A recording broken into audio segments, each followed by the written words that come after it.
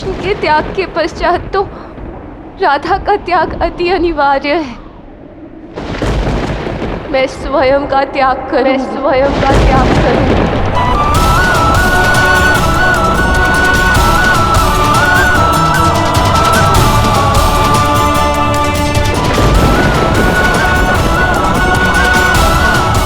इस संसार को त्यागने से पूर्व मैं अंतिम बार वो सारे क्षण जीवंत करना चाहती हूँ।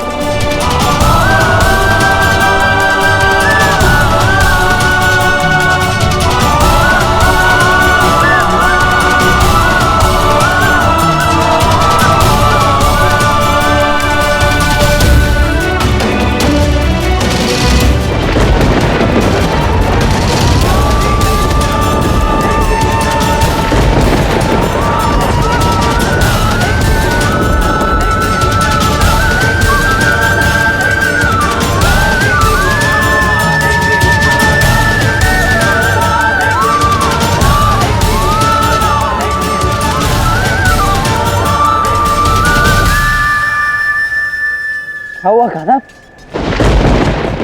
आगे बढ़ो, युद्ध करो।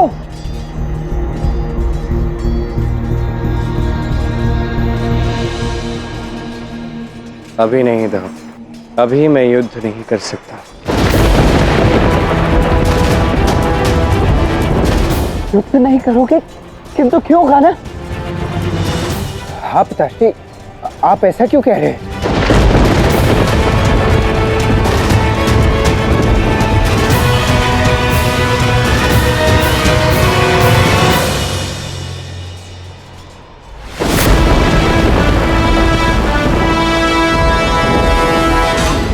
क्योंकि अब युद्ध लड़ने से कोई लाभ नहीं, चाहे जितनी भी शक्ति लगा लीजिए, इस युद्ध का अंत ही नहीं होगा। तब तक नहीं होगा जब तक राधा नहीं आती। आज तक हर विजय में, हर संकट में, हर युद्ध में राधा मेरे साथ रही। मेरी हर एक विजय में राधा का सबसे अधिक महत्वपूर्ण भाग रहा है। इस युद्ध में भी राधा मेरे साथ ही रहेगी। वैसे भी और कोई विकल्प नहीं, मुझे राधा की प्रतीक्षा करनी ही होगी, क्योंकि जब तक राधा नहीं आती मैं केवल रक्षण कर सकता हूँ, आक्रमण नहीं।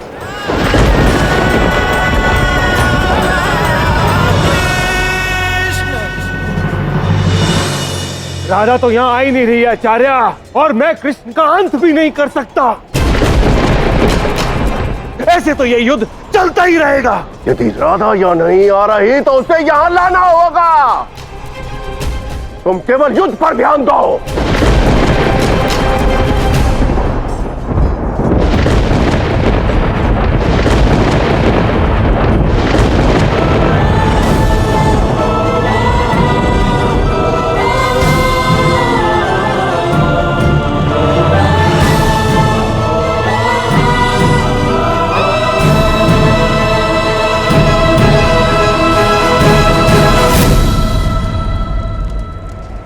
तुमने मेरे और अपने क्षण अभी स्मरण किए राधा, अब एक और क्षण स्मरण कर लो।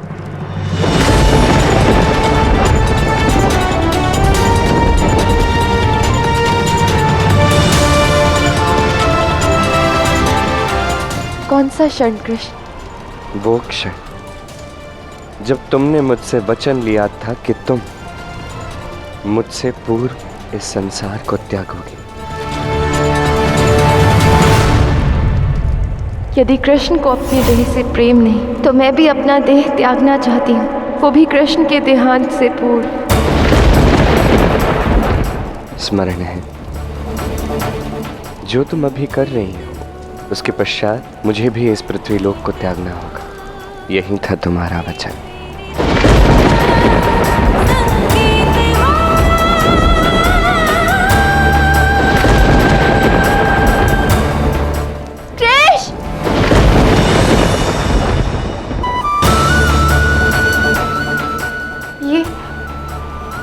ये कैसी दुविधा में डाल दिया तुमने मुझे कृष्ण। मेरा प्राण त्यागने का उद्देश्य ये नहीं था कि तुम भी मेरे पीछे चले आओ। मेरी तो ये इच्छा थी कि मेरे जाने के पश्चात तुम अपना समस्त समय अपने संपूर्ण परिवार के साथ व्यतीत करो। अपने परिवार के प्रति जो उत्तरदायित्व है उनको पूर्ण करो। वो सब जो तुम्हें करना चाहिए। अपने पुत्र प्रद्युम्न के प्राण बचाने चाहिए थे, किंतु मुझे ऐसा प्रतीत हो रहा है कि मेरे कारण तुम अपने परिवार के प्रति उदासीन हो रहे हो। और जब मैंने सोच समझकर प्राण त्याग कर मैंने तुम्हें मुक्त करने का निर्णय लिया और तुम फिर से मुझे इस दुविधा में डाल रहे हो। किंतु अब मैं क्या करूं? मुझे कुछ समझ नहीं आ रहा। क्या ये सत्य है गुरुदेव? हाँ, ये सत्य है। कृष्ण ने युद्ध में अपने अस्त्र और शस्त्र त्याग दिए हैं। गुरुवर, प्रणाम ऋषिवर। क्षमा कीजिए, मैंने आपकी वार्तालाप सुन ली, किंतु अभी जो आपने कृष्ण के विषय में कहा वो सत्य है। सारे संसार में इसी बात की चर्चा है पुत्री। जिस समय श्री कृष्ण को अपने परिवार की रक्षा करना चाहिए था, अपने पुत्र के मृत्यु के बाद समस्त परिवार की सुरक्षा का भार उन्हें ही उठाना चाहिए था। अपितु ऐसे कठिन समय पर उन्होंने अपने अस्त्र और शस्त्र त्याग दिए। पता नहीं श्री कृष्ण ऐसा क्यों कर रहे हैं। परंतु तुम ये प्रश्न क्यों पूछ रही हो पुत्री? कौन हो तुम? मैं राधा हूँ ऋषिवर। श्री कृष्ण की राधा? तो आपको यहाँ नहीं, युद्ध क्षेत्र में होना चाहिए। आपको उन श्री कृष्ण का मार्गदर्शन करके उनके सम्मान और गरिमा की रक्षा करनी चाहिए। अब हमें जाना होगा, आज्ञा दें।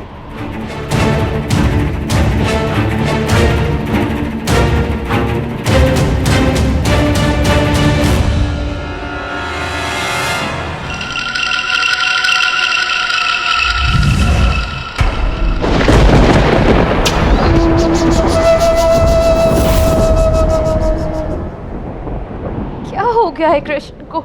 उसके कारण मुझे उसके परिवार का द्वारका का त्याग करना पड़ा। अब जब समय आया है अपने परिवार के प्रति रक्षा का, उत्तरदायित्व का, वो क्या कर रहा है? युद्ध भूमि में अस्त्र ही त्याग दिए अपने, और इसके लिए भी सब मुझे ही दोषी समझेंगे। अब कुछ भी हो जाए, मैं कृष्ण के पास नहीं जाऊंगी। कितनी भी विपदाएं आ जाए, कुछ भी हो जाए, मैं कृष्ण के पास जाऊंगी ही नहीं।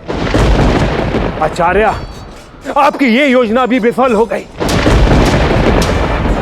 हमारी योजना विफल नहीं होगी शाल्व। जैसा हमने सोचा था वैसा ही होगा।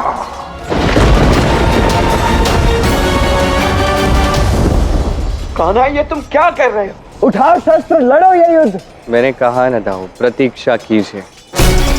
जब तक राधा नहीं आती इस युद्ध का कुछ नहीं होगा। हमें राधा की प्रतीक्षा करनी होगी दाऊ। हाँ ठीक है, तो कोई बात नहीं पिताश्री, हम श्री राधा को यहाँ ले आते हैं। चलिए ताश्री। हाँ चल। रुक जाओ शाम। हम में से किसी के बुलाने से राधा नहीं आएगी।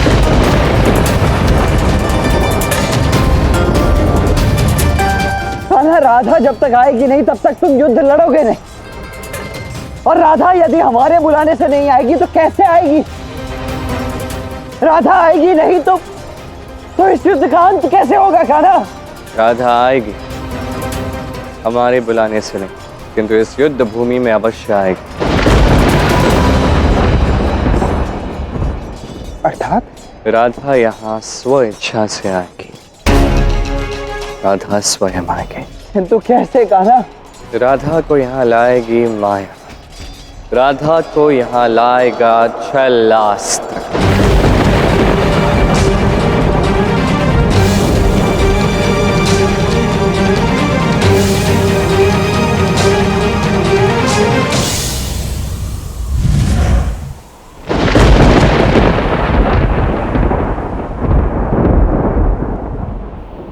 डरो मत राधा, मैं तो कृष्ण से युद्ध करना चाहता था, किंतु कृष्ण ने तो अस्त्र ही नीचे रख दिए। लेकिन मैं कृष्ण को छोड़ूंगा नहीं। पता है राधा, मैं तो उसे पूर्ण रूप से परास्त कर दूंगा। क्या समझता है कृष्ण कि अस्त्रों को नीचे छोड़ने से वो मुझसे बच जाएगा? मुझसे? मेरी ये योजना है। मौन हो जाओ शाल। अपने अभिमान में ये मत भूलो कि वो कृष्ण है और मैं राधा, और मैं कृष्ण के प्रति किसी से भी कुछ नहीं सुनूंगी। और यदि तुमने अधिक चतुराई दिखाई तो मैं भूल जाऊंगी कि मैंने कृष्ण को वचन दिया था युद्ध भूमि में ना आने का। चले जाओ यहां से।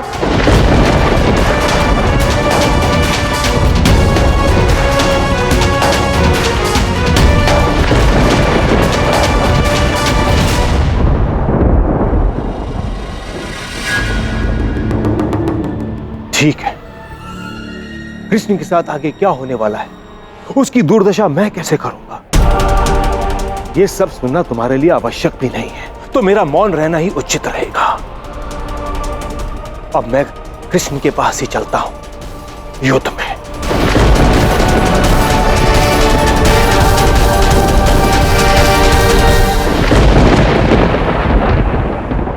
लोग कृष्ण के साथ क्या करने वाले हैं? कृष्ण के ऊपर कोई भयानक विपदा तो नहीं आने वाली? नहीं, मैं कृष्ण को इस प्रकार अकेला नहीं छोड़ सकती। मुझे पता लगाना ही होगा कि इनकी योजना क्या है। मैं युद्ध के लिए तो नहीं जा सकती, किंतु इनकी योजना तो पता लगाकर कृष्ण की सहायता तो कर ही सकती हूँ।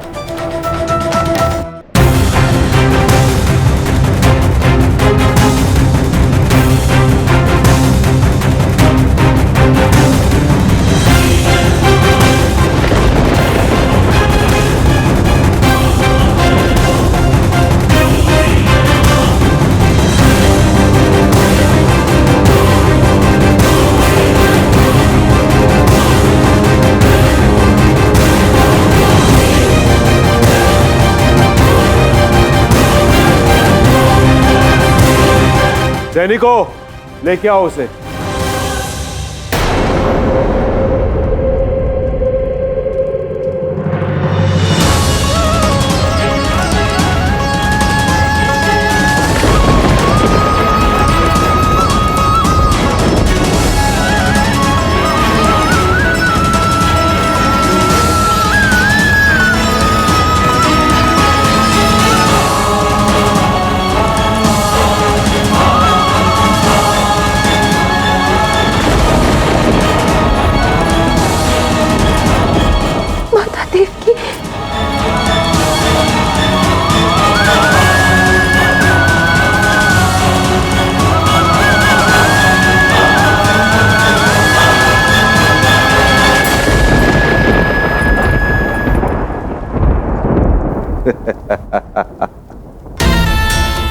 देव की, कृष्ण की माता।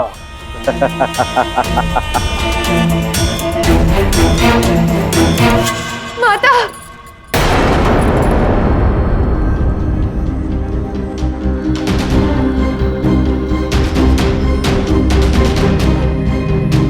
माता आप यहाँ कैसे? ये सब कैसे हुआ? क्रूर शाल्व ने शुक्राचार्य की सहायता से मुझे बंदी बना लिया है।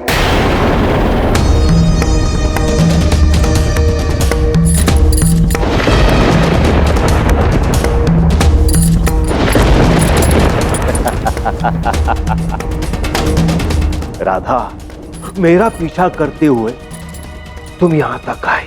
कुछ अधिक विश्वास के साथ तुमने कुछ क्षण पहले मुझसे कहा था कि मेरा कृष्ण से, इस युद्ध से कोई संबंध नहीं। तो मुझे विश्वास है कि तुम्हारा कृष्ण की माता देवकी से भी कोई संबंध नहीं होगा। यदि संबंध है तो आओ युद्ध में, आओ। कृष्ण के समक्ष मैं उसकी माता देवकी का अंत करूंगा। मौन हो जाओ शाल्व। ऐसे भी शब्द मत कहो कि मैं अपने क्रोध से यही तुम्हें भस्म कर दूं।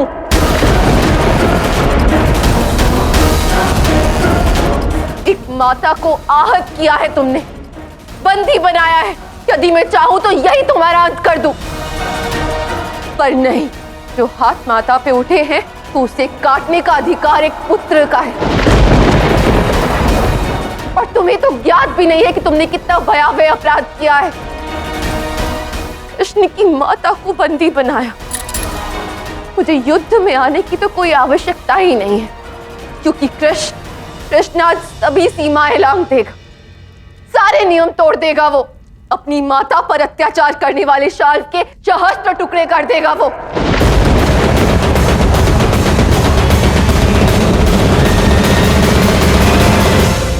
उचित कहा राधा। कृष्ण अपनी माता के प्रेम में इस शाल्व का क्षण भर में अंत करेगा।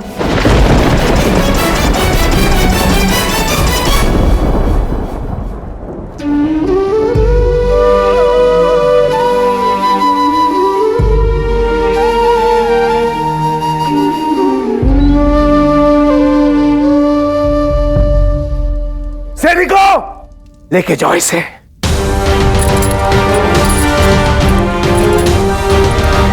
ये क्या हुआ? राधा चली गई। आचार्य!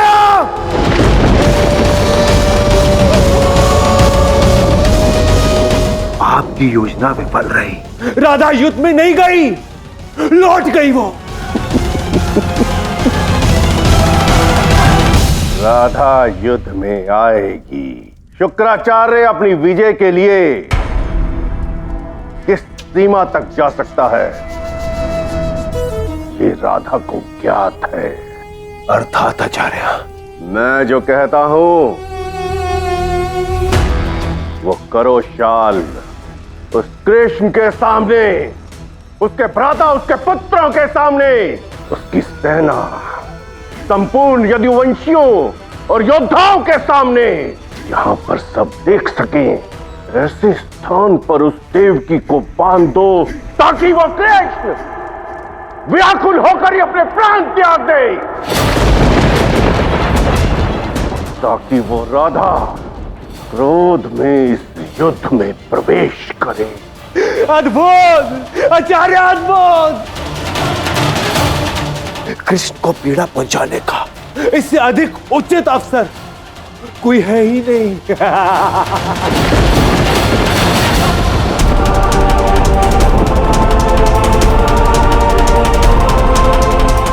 खाना कब आएगी राधा?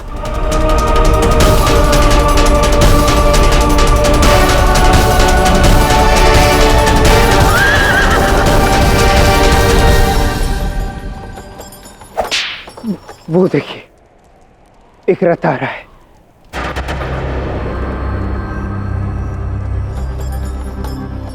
कदाचित उसमें श्री राधा ही होंगी।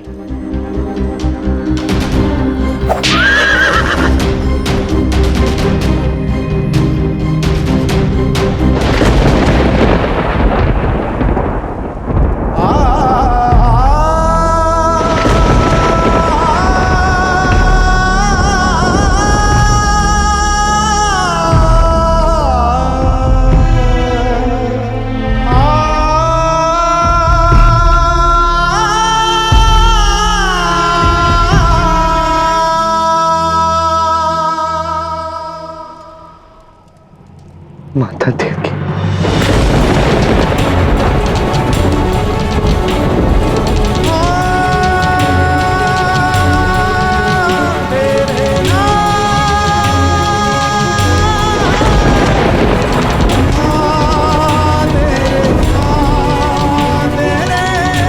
उस शाल ने माता देवकी को बंदी कैसे बना लिया?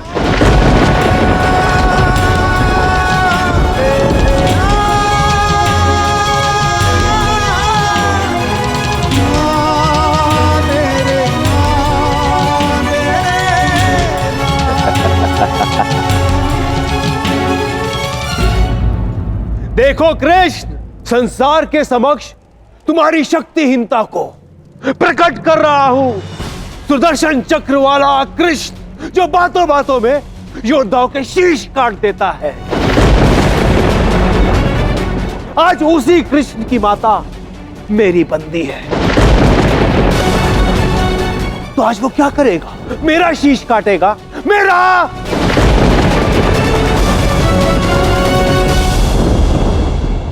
काट दो इसका शीश का ना। उठाओ सुदर्शन। हाँ पिताश्री, अब इस पापी का एक क्षण भी जीवित रहना अनुचित है। अंत कर दीजिए इसका।